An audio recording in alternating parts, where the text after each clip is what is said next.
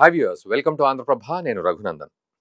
ఈరోజు పాకిస్తాన్ సిచ్యువేషన్ ఎంత గందరగోళంగా ఉంది అనేది మనం ఈ చిన్న వీడియోలో మనం డిస్కస్ చేసుకుందాం. ఎందుకంటే ఇమ్రాన్ ఖాన్ బతికే ఉన్నాడా లేదా అనేది ఒకటే మనం మాట్లాడుకున్నట్టుగా ఉంది. కానీ చాలా గమ్మత్తైన ఇంట్రెస్టింగ్ విషయాలు ఇక్కడ కనబడుతున్నాయి. ఇది ఒక రకంగా పొలిటికల్ సంక్షోభము, మరోవైపు ఆర్థిక సంక్షోభము, జ్యుడిషియరీ సంక్షోభము, ఇక మిలిటరీ వైజు అటువంటి సంక్షోభాలు కూడా కనబడుతున్నాయి. అది ఎట్లా అనేది మనం తెలుసుకుందాం. మనతో పాటు రిటైర్డ్ కల్నల్ వివి రావు గారు ఉన్నారు. వారిని అడిగి తెలుసుకునే ముందు ఒక ఇంట్రడక్టరీ పార్ట్గా నేను చెప్పేది ఏంటంటే, పాకిస్తాన్లో ఈరోజు ఇమ్రాన్ ఖాన్ బతికే ఉన్నాడా చనిపోయాడా అనే విషయంలో ఆల్రెడీ జైలు అధికారులు బతికే ఉన్నాడని చెప్పారు. నమ్మకపోతే ఆఖరికి వాళ్ళ సిస్టర్ని ఆమెను లోపలికి తీసుకెళ్తే ఆవిడ చూసింది, బతికే ఉన్నాడు, కాకపోతే మెంటల్లీ డిస్టర్బ్ అయి ఉన్నాడు, ఇది మాత్రం చెప్పింది. సో ఇదొక విషయం. ఇక రెండోది, షాబాజ్ షరీఫ్ సంతకాలు పెట్టకుండా బహ్రెయిన్ బారిపోయాడు, అక్కడి నుంచి మళ్ళీ లండన్ బారిపోయాడు నవాజ్ షరీఫ్ ఇచ్చిన సలహాతోటి. ఇదొక ఎత్తు. ఎందుకు బారిపోయాడు అనేది కూడా మనం వివి రావు గారిని అడిగి తెలుసుకుందాం. ఎందుకంటే Asim Munir chief of defence forces అవ్వాలి నవంబర్ 27-28లోనే, కానీ కాలేదు, ఇంకా పెండింగ్ ఉంది.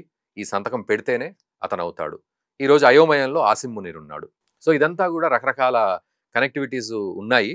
మరోవైపు భారత్ కూడా చాలా చూస్తోంది పాకిస్తాన్ మీదకి, ఏం చేద్దామా అని. అండ్ ఆఫ్ఘనిస్తాన్ కూడా కొంచెం వేచి చూచే ధోరణిలో ఆగిపోయింది, కానీ స్టేటస్ కో మెయింటైన్ చేస్తున్నారు తప్ప ఏదో ఒక స్ట్రాటజీ అయితే ఖచ్చితంగా కనబడుతుంది.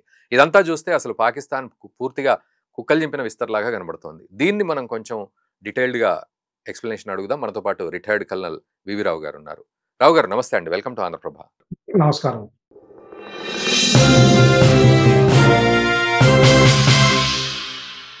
సో ఏమిటి అంటే ఇప్పుడు ఈ సంక్షోభాలు ఏమిటి పాకిస్తాన్ చుట్టుముట్టాయి? ఒక రకంగా చెప్పాలంటే ఆర్థిక సంక్షోభం ఆల్రెడీ ఎగ్జిస్ట్ అయ్యి ఉంది. ఈలోపు ఇది మిలిటరీ వాళ్ళదా, పొలిటికలా, లేకపోతే ఎట్లాంటి సంక్షోభం కింద తీసుకోవాలి? ఇంకా ఏమేం పరిస్థితులు ఉన్నాయి? దారుణంగా ఉంది సిచ్యువేషన్ ఇప్పుడు పాకిస్తాన్లో.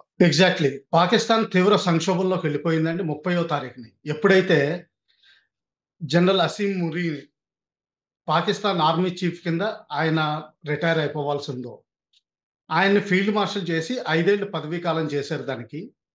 కానీ దాంతో పాటుగానే పాకిస్తాన్ రాజ్యాంగం 27వ అమెండ్మెంట్ ప్రకారం ఆయన్ని చీఫ్ ఆఫ్ డిఫెన్స్ ఫోర్సెస్ చేస్తూ, న్యూక్లియర్ కమాండ్ అథారిటీ కూడా ఆయనకి ఇస్తూ, ఆయనకి ప్రాసిక్యూషన్కి పైన తీసుకొస్తా, అంటే ఏంటంటే ఆయన్ని కోర్టులో ప్రవేశపెట్టడానికి లేదు ఆయన తీసుకున్న చర్యలకి. ఈ 3 అంశాలు ఆయనకి పవర్స్, విపరీతమైన పవర్స్ ఇస్తా, ప్రైమ్ మినిస్టర్ కంటే విపరీతమైన పవర్స్, ప్రెసిడెంట్ కూడా నామమాత్రం. అంటే యాక్చువల్గా ఏంటంటే చీఫ్ ఆఫ్ డిఫెన్స్ ఫోర్సెస్ కింద ఆర్మీ, నేవీ, ఎయిర్ ఫోర్స్ కూడా ఆయన డైరెక్ట్ కంట్రోల్లోకి అంతకుముందు కూడా ఉండేవి, కానీ అప్పుడు పరోక్షంగా ఉండేవి, ఇప్పుడు డైరెక్ట్ గా కంట్రోల్లోకి వస్తున్నాయి. అలాగే పారామిలిటరీ ఫోర్సెస్, రేంజర్స్, వీళ్ళంతా ఎవరైతే ఉన్నారో వాళ్ళు కూడా మొత్తం, అంటే బేసికలీ కంట్రీ అంతా ఆయన కంట్రోల్లోకి వస్తుంది. దాంతో పాటుగా న్యూక్లియర్ కమాండ్ ఏదైతే జనరల్ గా డెమోక్రటిక్ కంట్రీస్ లో సివిల్ అడ్మినిస్ట్రేషన్ అంటే ప్రధానమంత్రి చేతుల్లో ఉంటుందో, అది ఆయన చేతికి వెళ్ళిపోయింది. దీని ప్రకారం 27th అమెండ్మెంట్ జరిగిన పార్లమెంట్ అప్రూవల్ ప్రకారం ప్రధానమంత్రి రికమెండేషన్ పంపించి ప్రెసిడెంట్ చేత ఫార్మల్ గా అప్రూవ్ చేయించుకోవాలి. ఆ అప్రూవల్ చేయలేదు. ఆయన బహ్రెయిన్ వెళ్ళారు ఫారిన్ టూర్ మీద. అక్కడి నుంచి లండన్ లో ఎక్కడైతే ఆయనకి ఇళ్ళు ఉన్నాయో, బ్రదర్ నవాజ్ షరీఫ్ గారు కూడా అక్కడే ఉన్నారు. బహుశా ఆయన అడ్వైజ్ అయ్యి ఉండాలి, ఎందుకంటే ఆయన దాదాపు 20 ఏళ్ళు ఈ హైయెస్ట్ లెవెల్లో ఈ రంగంలో నడిపారు. ముషరఫ్ తోటి ఆయనకి చాలా ఎక్స్పీరియన్స్ ఉంది.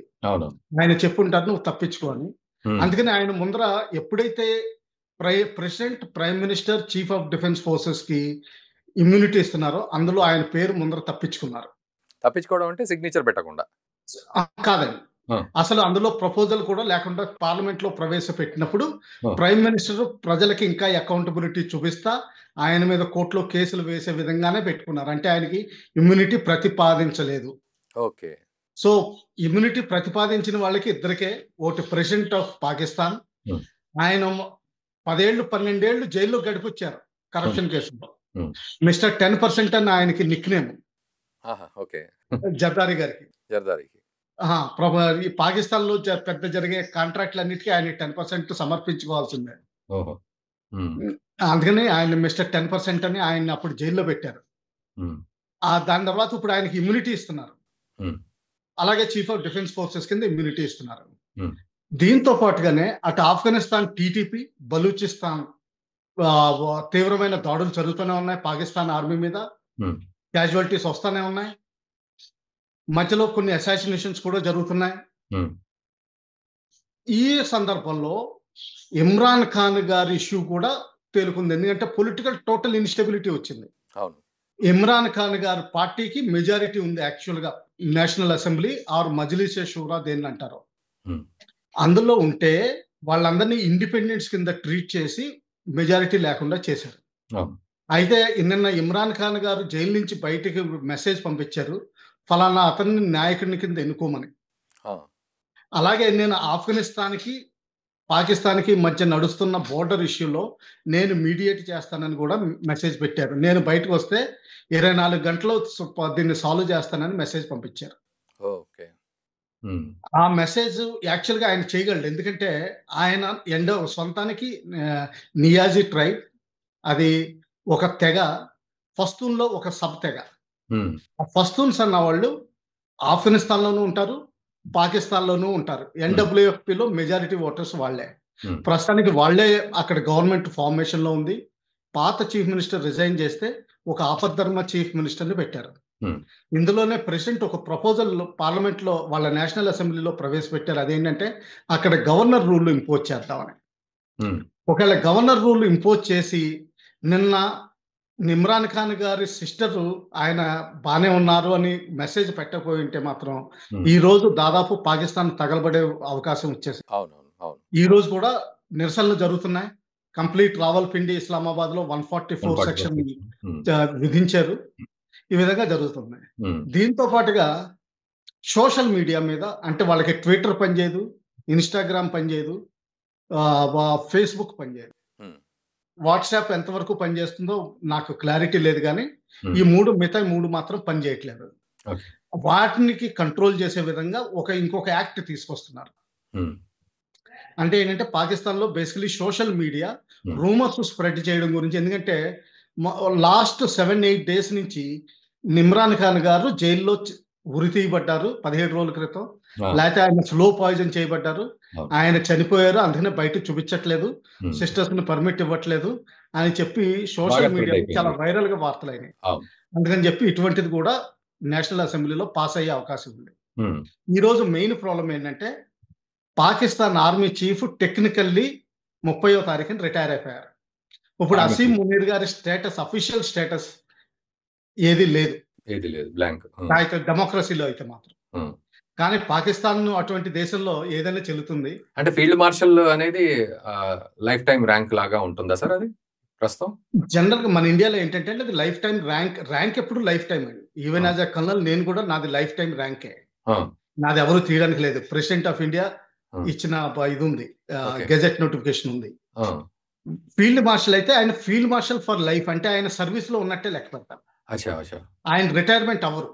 సో ఇప్పుడు ఫీల్డ్ మార్షల్ గా ఉన్నట్టు మనం భావించవచ్చా అసీం మునీర్? ఫీల్డ్ మార్షల్ గా 5 ఏళ్లు పదవీ కాలంలో ఉన్నట్టు లెక్క. 5 ఏళ్ల పదవీ కాలంలో 5 ఏళ్ల పదవీ కాలం కూడా ఇచ్చారు అక్కడ.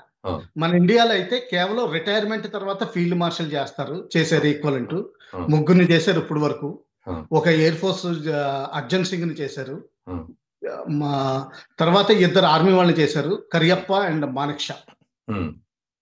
వీళ్ళు ఏంటంటే రిటైర్ అయిపోయిన తర్వాత కూడా యూనిఫామ్ వేసుకుని సర్వీస్ లో మోటివేషన్ కింద ఉంటారు.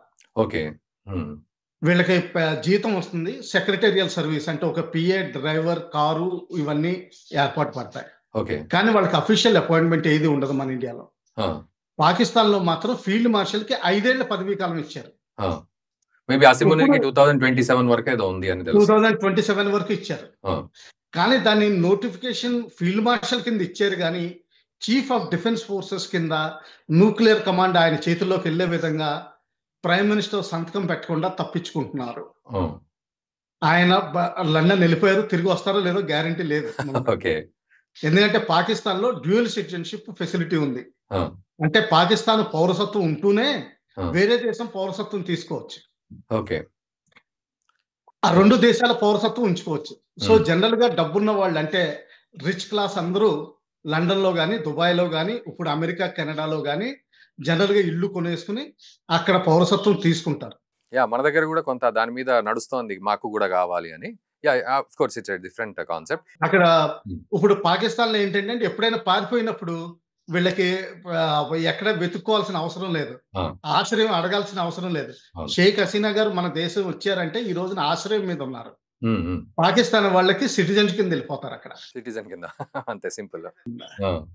డబ్బులు కూడా ఫారిన్ బ్యాంకుల్లోనే పెట్టుకుంటారండి. సో అంటే ఇప్పుడు మీరు అన్నట్టు అక్కడికి వెళ్ళినప్పుడు ప్రధానమంత్రిగా ఇక్కడ ఉండాల్సిన వ్యక్తి అక్కడ ఉండి పాలిస్తున్నాడా, లేకపోతే మళ్ళీ రావాల్సి వస్తుందా? ఎట్లా అర్థం చేసుకోవాలి మరి? ఇప్పుడు ప్రస్తుతానికి ఏ వార్తలు ఆయన ట్వీట్ కూడా చేయలేదు దీని గురించి. ఒకవేళ తిరిగి వస్తే మాత్రం సంతకం చేయక తప్పదు, ఈ రోజు కాకపోతే రేపు.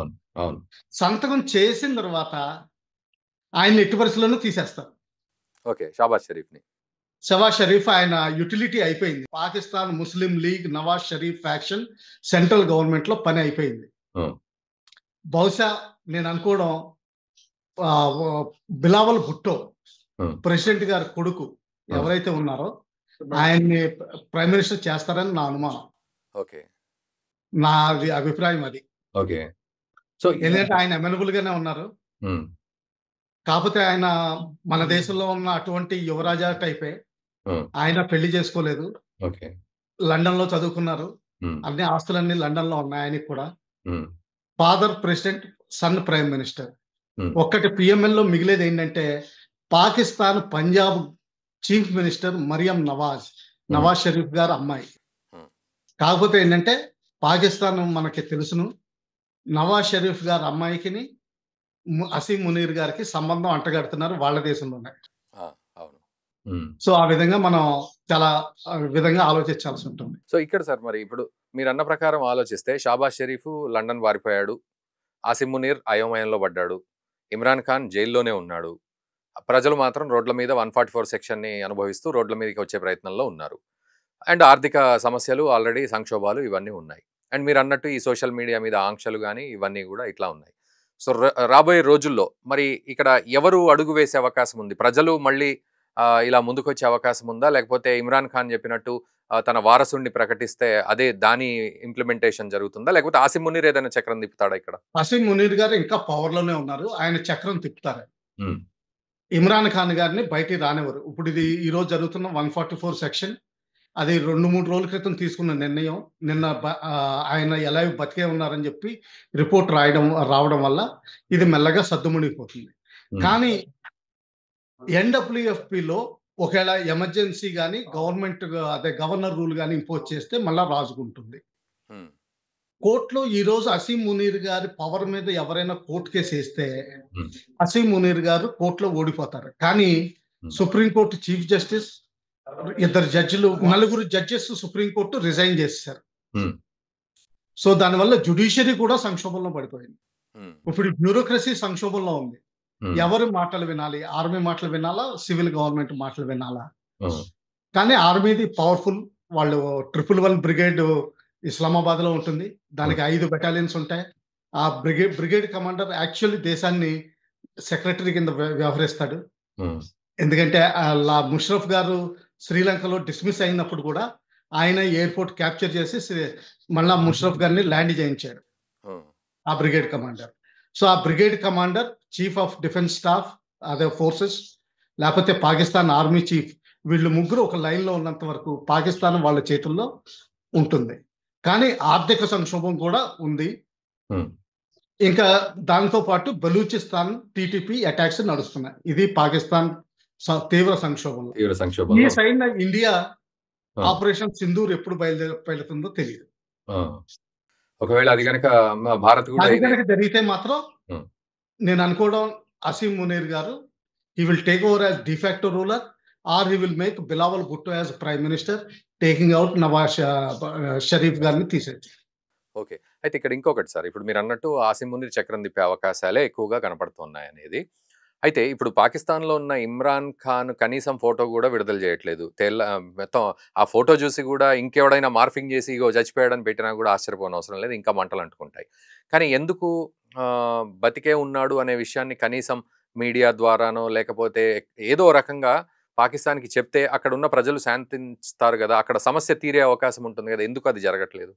కాదండి. అది జైలు వాళ్ళు 3, 4 రోజుల క్రితం ప్రకటించారు. ఆయన సేఫ్‌గానే ప్రకటించారు. ఉన్నారని. ఆ! నిన్న వాళ్ళ సిస్టర్ ఇద్దరు సిస్టర్స్‌లో ఒక ఆవిడని పర్మిట్ ఆ! చేశారు. ఉస్మా ఖాను ఆవిడ ఆవిడెళ్లి వెళ్ళింది. కలిసొచ్చింది. ఆ! ఆవిడ స్టేట్‌మెంట్ ఇచ్చింది. బానే ఉన్నాడు ఆ! ప్రస్తుతానికి. కానీ ఆయన మెంటల్లీ హెరాస్ చేస్తున్నారు. అవును. సాలిటరీ కన్‌ఫైన్‌మెంట్ అంటే ఎవరితోటి కలవకుండా జైల్‌లో పెడుతున్నారు అని ఆవిడ కామెంట్స్ ఇచ్చింది.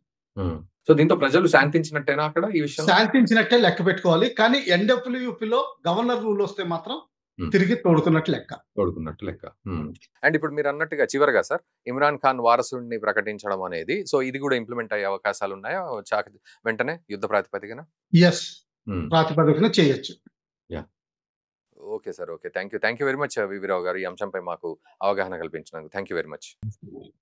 Right. Okay sir. Thank you very much VV Rao గారు. ఈ అంశంపై మాకు ఇన్ఫర్మేషన్ అందించినందుకు, అనాలిసిస్ అందించినందుకు. సో, ఇదండి పరిస్థితి. మొత్తానికి పాకిస్తాన్ ఇంటర్నల్‌గా కంప్లీట్ సంక్షోభంలో ఉంది.